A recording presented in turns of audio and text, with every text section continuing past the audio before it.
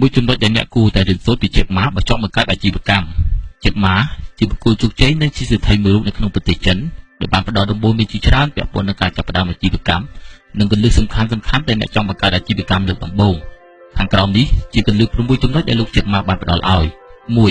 មុននឹងចាប់ផ្ដើមរកស៊ីត្រូវដឹងនៅអ្វីដែលអ្នកកំពុងធ្វើមនុស្សភាគច្រើនដែលមានបំណងចង់រកស៊ីគឺសុទ្ធសឹងតែចង់ធ្វើជាថៅកែផ្ទាល់ខ្លួនប៉ុន្តែវានៅមិនទាន់គ្រប់គ្រាន់នោះទេមុននឹងចាប់ផ្ដើមរកស៊ីអ្នកត្រូវគិតថាអ្នកត្រូវចាប់ផ្ដើមទៅលើអាជីវកម្មអ្វីនិងត្រូវធ្វើអ្វីខ្លះ2ស្វែងរកដៃគូដ៏ត្រឹមត្រូវបើទោះបីជាអ្នកមានលុយឬមានសមត្ថភាពគ្រប់គ្រាន់ក្នុងការបង្កើតអាជីវកម្មមួយក្តីប៉ុន្តែអ្នកត្រូវចាំថាអ្នកមិនអាចដំណើរការអាជីវកម្មមួយនោះ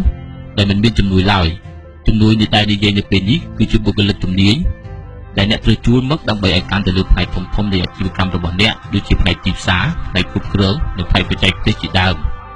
3សិក្សាពីកំហុសរបស់អ្នកដទៃជាញឹកញាប់យើងផ្ដោតទៅលើផ្នែកដែលរីកចម្រើនរបស់បុគ្គលដែលជោគជ័យហើយយើងបានបំភ្លេចចោលនៅចំណុចបរាជ័យរបស់ពួកគេអ្នកត្រូវចាំថាចំណុចបរាជ័យរបស់គូប្រជែងគឺជាចំណុចជោគជ័យរបស់យើងនៅពេលយើងសិក្សានិងរកឃើញពីបញ្ហាដែលនាំឲ្យបរាជ័យនោះយើងនឹងរកឃើញពីវិធីសាស្ត្រក្នុងការធ្វើឲ្យអាជីវកម្មរបស់យើងជោគជ័យ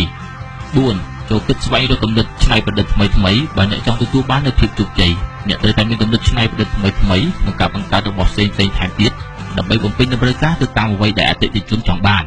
ជាការពិតណាស់ផែនការអាជីវកម្មសម្រាប់អនាគតត្រូវតែមានដោយក្នុងនោះអ្នកត្រូវតែកំណត់ថានៅក្នុងរយៈពេល5ឆ្នាំខាងមុខទៀតអ្នកនឹងមានអ្វីកើតឡើងហើយអ្នកត្រូវតែបង្កើតអ្វីមួយថ្មីសម្រាប់តម្រូវការរបស់មនុស្សនាពេល5ឆ្នាំខាងមុខ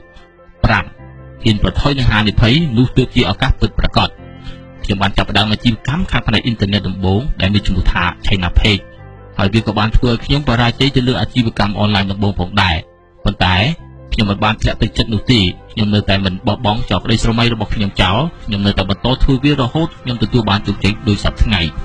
6អតិថិជននិងបុគ្គលិកគឺជាបុគ្គលសំខាន់បំផុតអាជីវកម្មមួយដែលដើរបានដោយជោគជ័យនិងទទួលបានជោគជ័យគឺអាស្រ័យទៅលើការគាំទ្រពីសំណាក់អតិថិជននិងការផ្ដល់សេវាកម្មល្អពីសំណាក់បុគ្គលិក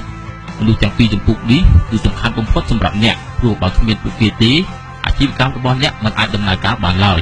ព័ត៌មាននេះនាំមកជូនដោយ Dagmo Clinic ខ្ញុំបាទដាដារីកាចេញពី Daily Report